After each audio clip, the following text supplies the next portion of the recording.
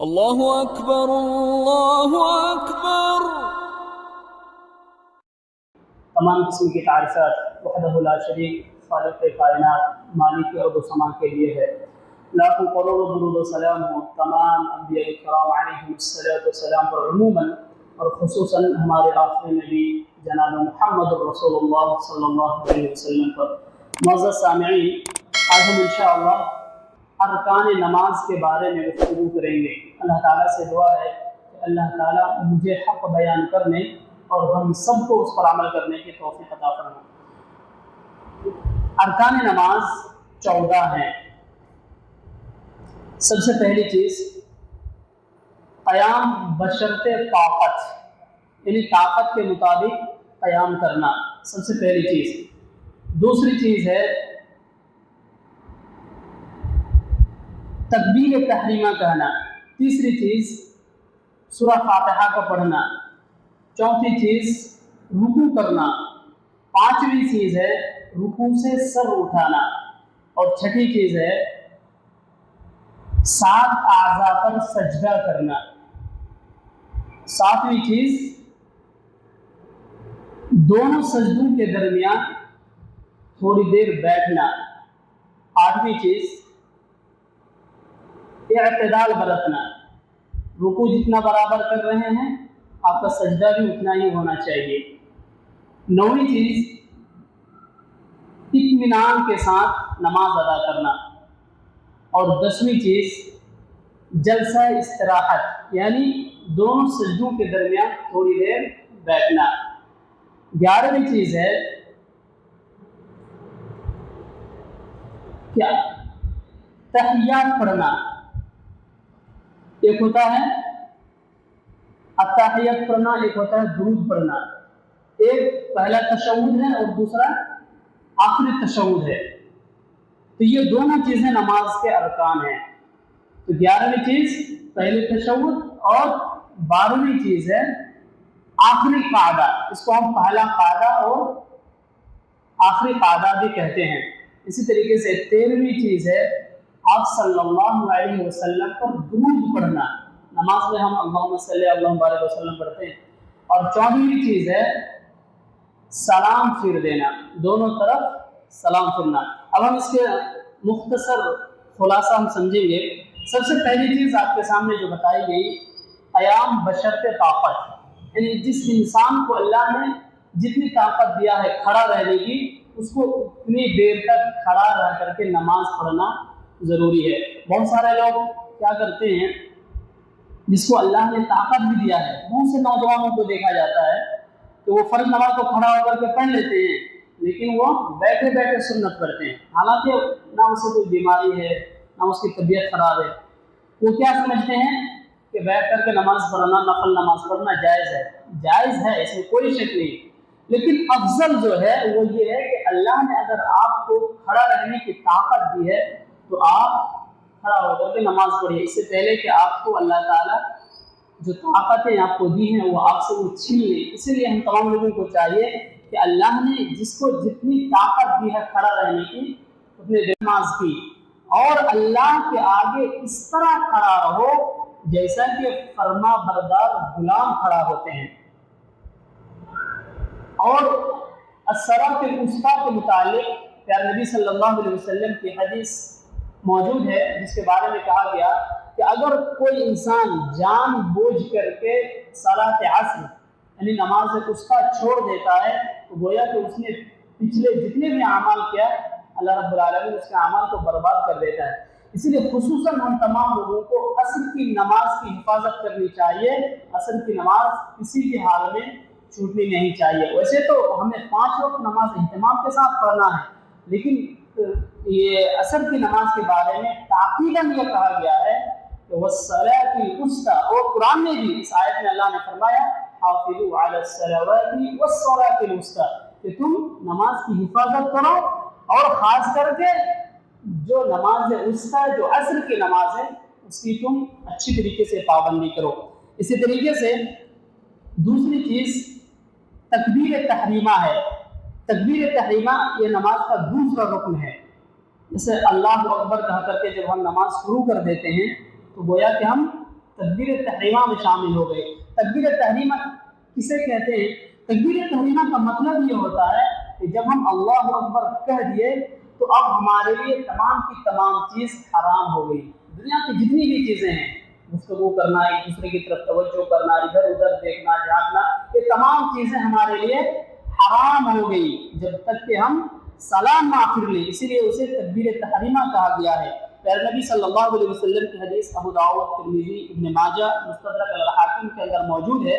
آپ صلی اللہ علیہ وسلم نے ارشاد فرمایا تحریمها التکبیر وتحلیلها التسلیم، کہ نماز کی تحریم یعنی گفتگو وغیرہ کو حرام کرنا اللہ اکبر کہنا ہے۔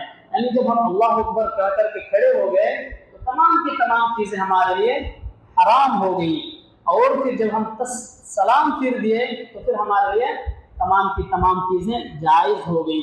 اس کے بعد ہم تکبیر تحریمہ کے بعد سب سے پہلے دعائے استفتاح پڑھیں گے۔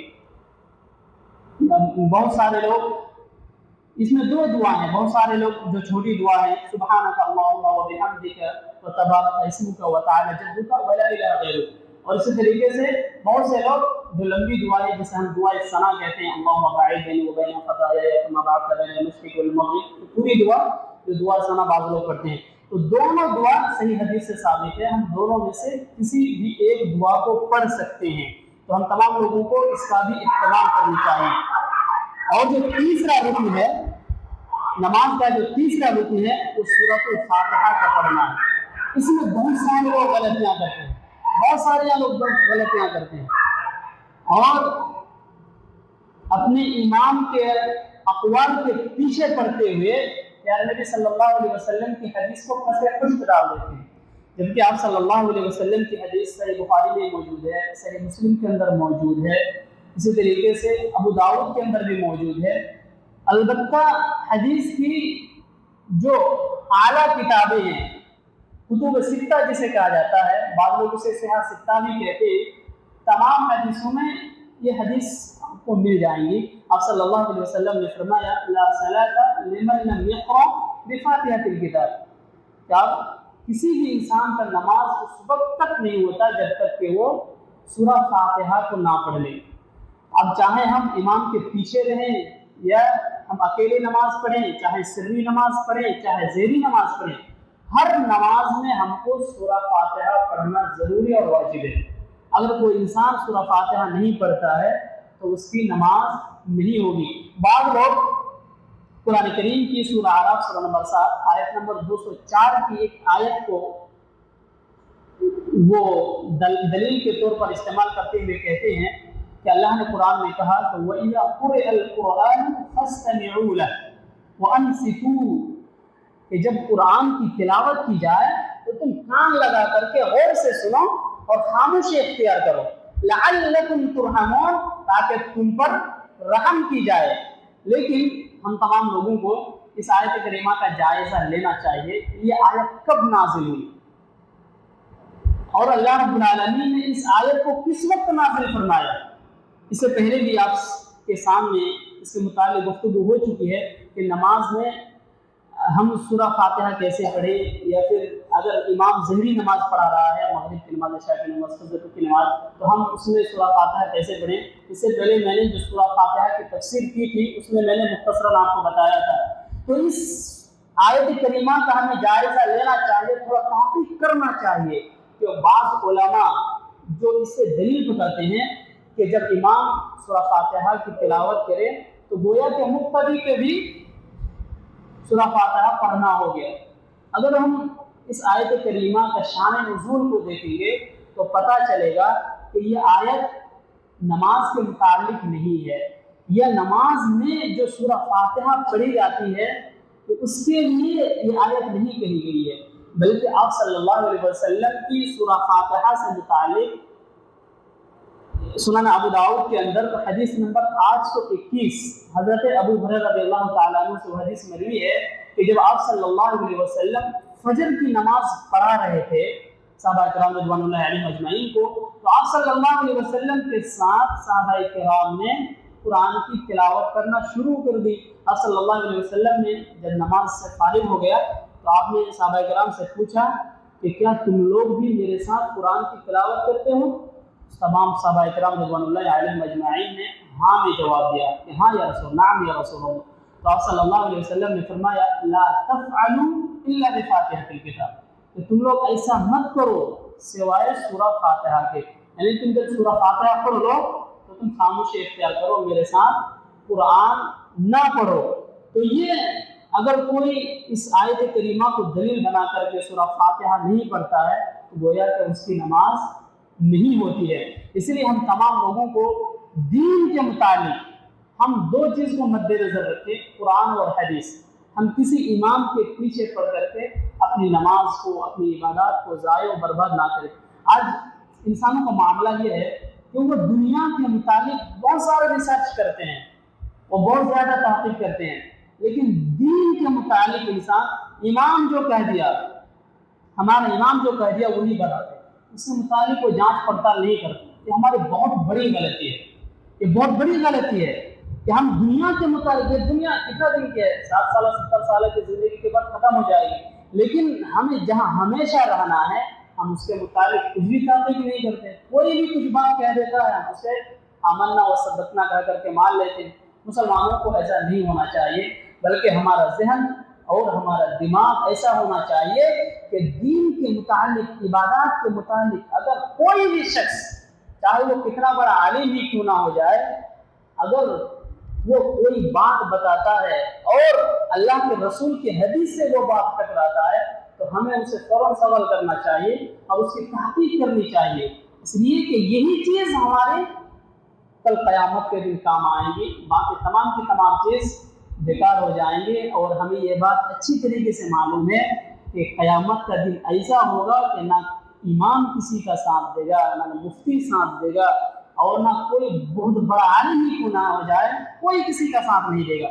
اسی لیے دین میں جو بھی باتیں کہی جائیں ہمیں اس کی تحقیق کرنی چاہیے، اور جو صحیح حدیث ہے، قرآن و حدیث سے جو بات ثابت ہے اس پر ہمیں عمل کرنے کی کوشش کرنی چاہیے۔ لہذا ہم تمام لوگوں کو پیارے نبی صلی اللہ علیہ وسلم کی حدیث کے متعلق، یہ سورۃ الفاتحہ کے پڑھنے کے متعلق جو حدیثیں ہیں اس پر عمل کرتے ہوئے ہمیں ہر نماز میں، نماز کے ہر رکعت میں، چاہے امام کے پیچھے پڑھتے ہوں یا اکیلے پڑھتے ہوں، ہمیں سورۃ الفاتحہ کو ضرور پڑھنی چاہیے تاکہ اللہ رب العالمین کی بارگاہ میں ہماری نماز قبول ہو۔ اسی طریقے سے چوتھا رکن جو ہے وہ رکوع کرنا ہے۔ رکوع کس طریقے سے کریں کہ ہمارا سر اور پیٹھ دونوں برابر ہونا چاہیے، بلکہ اس کی مثال دیتے ہوئے یہ کہا گیا ہے کہ اگر انسان کی پیٹھ پر پانی کا گلاس رکھ دیا جائے تو وہ پانی کا گلاس نہ گرے، یہ مثال دیا گیا ہے۔ اتنا برابر ہونا چاہیے، اس کا سر بھی اور پیٹھ بھی دونوں برابر ہونا چاہیے۔ بہت سارے لوگ سر کو اونچا کر لیتے ہیں، بہت سارے لوگ سر کو نیچا کر لیتے ہیں، پیٹھ اونچا رہ جاتا ہے، ایسا نہیں ہونا چاہیے۔ اس کی ہمیں اچھی طریقے سے پریکٹیکل کے طور پر ہمیں سدھار کر لینا چاہیے، اس لیے کہ یہی عبادات کل قیامت کے دن ہمیں جہنم کی آگ سے بچائیں گی۔ پانچواں رکن قوما کرنا، یعنی رکوع سے اٹھنا ہے۔ رکوع سے اٹھ کر کے کیا جو دعا پڑھتے ہیں، سمیع اللہ لمن حمدہ ربنا ولک الحمد حمدا کثیرا طیبا مبارکا فیہ، یہ دعا ہمیں کھڑا ہو کر کے پوری دعا پڑھ کر کے ہمیں سجدہ میں جانا ہے۔ بہت سارے لوگ دعا مکمل نہیں ہوتے سجدے میں چلے جاتے ہیں، ایسی کیفیت نماز میں نہیں ہونی چاہیے۔ چھٹا رکن سجدہ کرنا ہے۔ سجدہ ہم بہت اطمینان کے ساتھ کریں، اور جس طریقے سے ہم رکوع میں جتنا ٹائم لگاتے ہیں سجدہ میں بھی ہم اتنا ہی وقت ہیں۔ ایسا نہیں کہ ہم رکوع لمبا کر دیں اور ہماری سجدہ چھوٹی ہوگی، ایسا ہرگز نہیں ہونی چاہیے، نہیں تو ہماری نماز نہیں ہوگی۔ اور ساتواں رکن ہے اعتدال۔ نماز کا ساتواں رکن اعتدال ہے۔ اعتدال سے مراد رکوع وغیرہ سے اٹھنے کے بعد تمام اعضائے جسم کو اعتدال پر لانا، یعنی ہر عضو کو اپنی اپنی جگہ پر پہنچا دینا ہے۔ بہت سارے لوگ رکوع سے اٹھتے ہیں فوراً سجدے میں چلے جاتے ہیں۔ حدیث میں یہ کہا گیا کہ تم اس طریقے سے اعتدال برتو کہ جب تم رکوع سے کھڑا ہو تو تمہارے جو شریر کے اعضاء ہیں، تمام کے تمام اعضاء، تمام کے تمام ہڈی اپنی اپنی جگہ پہنچ جائیں۔ پھر جب تم سجدہ کرو تو دوسرے سجدے کے لیے جب تم بیٹھو اس وقت بھی ایسے بیٹھو کہ تمہارے شریر کے ہر اعضاء اپنی اپنی جگہ پر بیٹھ جائے۔ اتنا اعتدال ہمیں برتنا ہے۔ آٹھواں رکن ہے دو سجدے کے درمیان بیٹھنا۔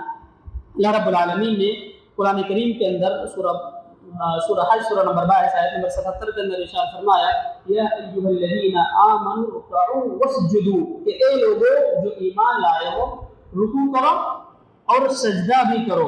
اسی طریقے سے آپ صلی اللہ علیہ وسلم کی ایک حدیث صحیح بخاری صحیح مسلم کا در موجود ہے، آپ صلی اللہ علیہ وسلم نے فرمایا امرت ان اسجد علی سبعۃ اعظم کہ مجھے حکم دیا گیا کہ میں 7 چیزوں پر 7 اعضاء پر سجدہ کروں۔ وہ 7 اعضاء کیا ہیں؟ سب سے پہلے 2 ہاتھ 2 پیر اور 2 گھٹنے، 2 4 اور 2 6 ہو گئے، اور ناک اور پیشانی، اس کو 1 شمار کیا گیا ہے۔ یہ 7 اعضاء ایسے ہیں جو سجدے میں زمین پر لگی رہنی چاہیے، اور سجدہ کرتے وقت ہمیں یہ خیال رکھنا چاہیے کہ ہمارا جو یہ کہنا ہے وہ زمین میں بالکل سٹی نہ ہو، بلکہ اتنا دور ہو کہ بکری کا جو بچہ ہے اس سے آسانی سے پاس ہو جائے۔ بہت سارے لوگ یہ دونوں کہنے کو سٹا دیتے ہیں، اس طریقے سے نماز صحیح نہیں ہوتا ہے، اس لیے ہمیں ان تمام چیزوں کا خیال کرنا ہے۔ اور جو 9واں رکن ہے وہ اطمینان ہے، یعنی تمام افعال کو ہم نہایت ہی سکون اور اطمینان کے ساتھ ادا کریں، یہ 9واں رکن ہے۔ 10واں رکن ترتیب وار تمام چیزوں کو ادا کیا جائے، جیسے تکبیر تحریمہ کے بعد سورہ دعا افتتاح پڑھنا، اس کے بعد پھر سورہ فاتحہ پڑھنا، اس کے ساتھ کوئی دوسرا سورہ ملا لینا، اس کے بعد پھر رکوع کرنا، پھر رکوع سے اٹھنا، پھر سجدہ کرنا، یہ تمام کی تمام چیزیں ترتیب کے ساتھ ہونا چاہیے، آگے پیچھے نہیں ہونا چاہیے، نہیں تو ہماری نماز نہیں ہوگی۔ اسی طریقے سے آپ صلی اللہ علیہ وسلم کی ان تمام چیزوں میں جو آپ کے سامنے بتائی گئی کہ اطمینان کے ساتھ رکوع کرو، اس کے بعد ترتیب وار نماز کو ادا کرو، ان تمام کی دلیل حدیث میں موجود ہے۔ پیارے نبی صلی اللہ علیہ وسلم کی حدیث صحیح بخاری صحیح مسلم کے اندر موجود ہے، آپ صلی اللہ علیہ وسلم نے فرمایا بینما نحن جلوس عند النبی صلی اللہ علیہ وسلم اذ دخل رجل فسلم على النبی صلی اللہ علیہ وسلم فقال ارجع فصلي فإنك لم تصلي فعليها 3 ثم قال والذي بعثك بالحق نبيا لا أحسن غير هذا علمني فقال له النبي صلى الله عليه وسلم إذا قمت إلى الصلاة فكبر ثم اقرأ ما تيسر معك من القرآن ثم ارفع حتى تطمئن راكعا ثم ارفع حتى تعتدل قائما ثم اسجد حتى تطمئن ساجدا ثم ارفع حتى تطمئن جالسا ثم افعل ذلك في صلاتك كلها۔ یا آپ صلی اللہ علیہ وسلم نے نماز کی پوری کیفیت بیان کر دی کہ ہم کیسے کیسے نماز ادا کریں۔ نبی کریم صلی اللہ علیہ وسلم نے فرمایا،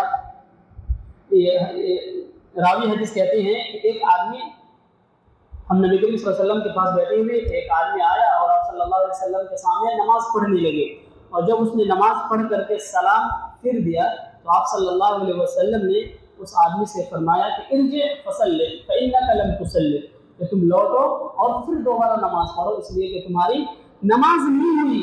آپ صلی اللہ علیہ وسلم نے اس شخص کو 3 مرتبہ اس طریقے سے کہا، وہ آدمی عاجز ہو کر کے کہا یہ نبی کریم صلی اللہ علیہ وسلم اس سے بہتر مجھے نماز پڑھنا نہیں آتا ہے، اس لیے آپ ہی مجھے بتائیے کہ میں کس طریقے سے نماز پڑھوں۔ آج اگر کسی مسلمان بھائی کو اگر کہا جائے کہ آپ جو اس طریقے سے سجدہ کر رہے تھے، رکوع کر رہے تھے، تو آپ کو دوبارہ نماز پڑھنی چاہیے، تو وہ فوراً لڑائی کرنے جھگڑا کرنے پر تل جائے گا۔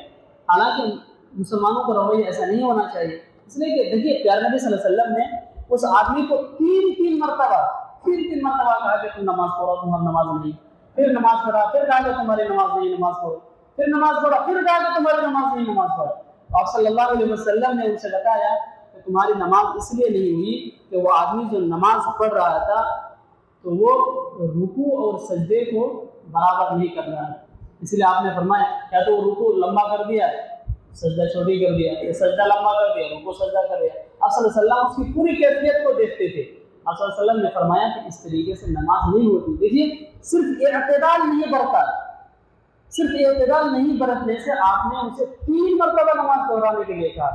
جب وہ آدمی عاجز آ گیا تو پھر آپ صلی اللہ علیہ وسلم سے انہوں نے سوال کیا کہ آپ مجھے بتلا دیجئے کہ مجھے نماز کس طریقے سے پڑھنی ہے۔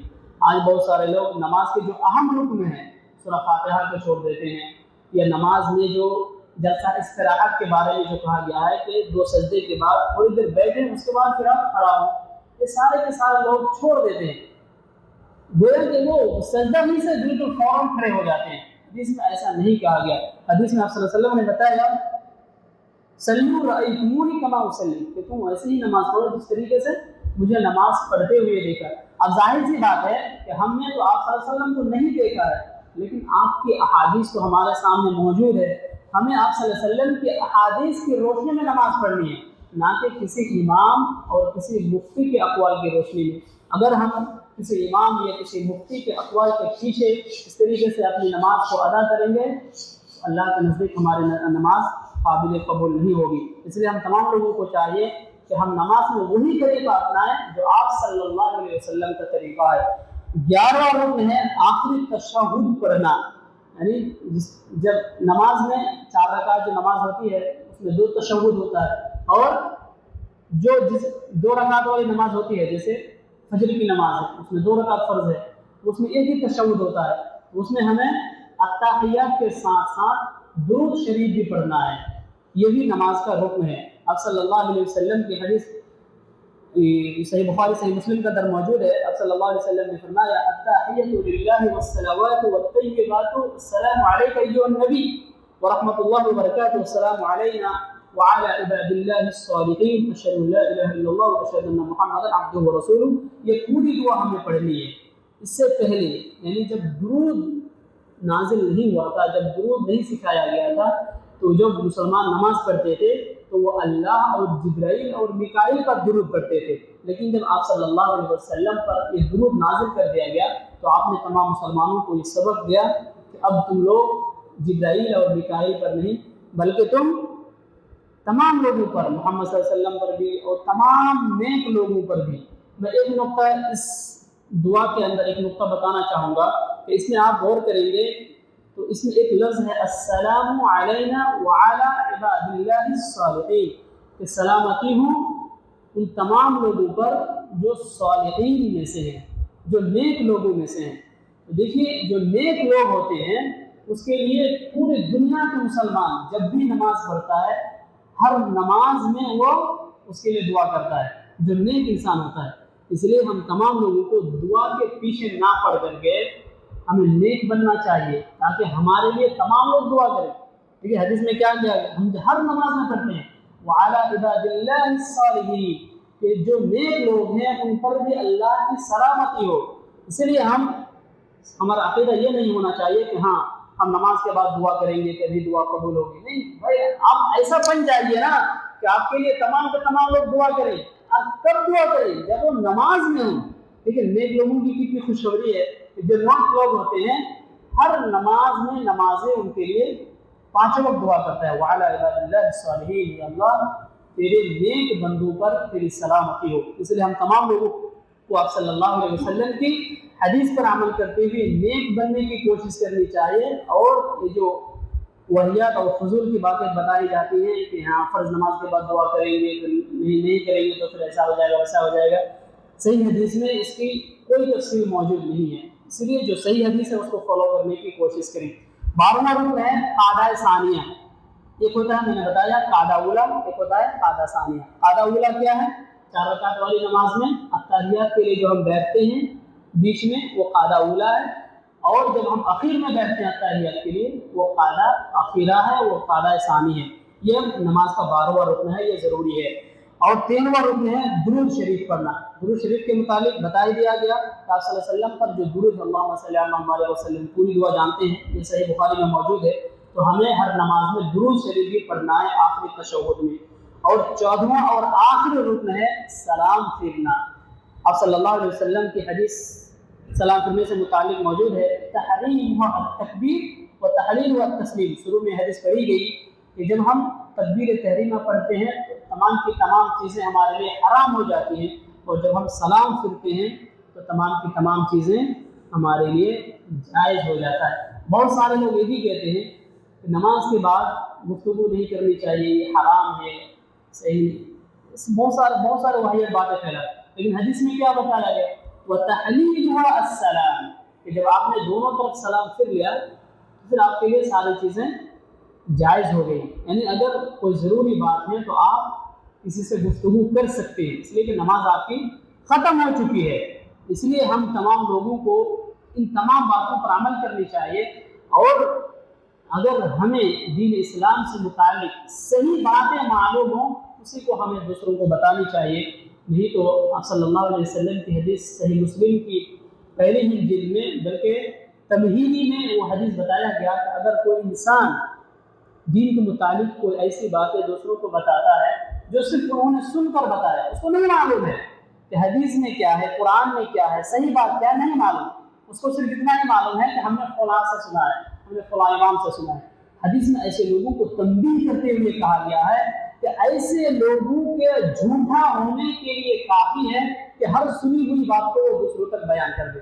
اس لیے ہم تمام لوگوں کو چاہیے کہ ہم دین سے متعلق ہم جب تک اس چیز کو تحقیق نہ کر لیں، جب تک اس کو خود نہ پڑھ لیں، یا جب تک ہم اس کے صحیح سمجھ سے اس بات کو اخذ نہ کر لیں، ہم سنی ہوئی بات کو دوسروں تک نہ پہنچائیں. یہ بہت بڑا گناہ ہے، بلکہ ایسے لوگوں کو حدیث میں جھوٹا شمار کیا گیا ہے.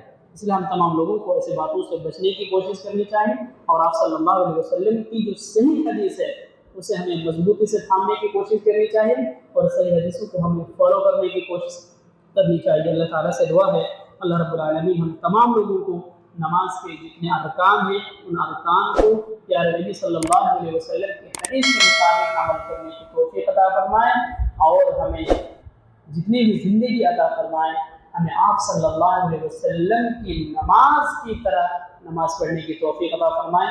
اللہ رب العالمین ہم تمام لوگوں کو کلمہ توحید لا الہ الا اللہ پر زندہ رکھیں، اور جب بھی ہمارا خاتمہ ہو کلمہ توحید لا الہ الا اللہ پر خاتمہ ہو. آمین. وآخر دعوانا الحمد للہ رب العالمین. السلام علیکم ورحمۃ اللہ وبرکاتہ.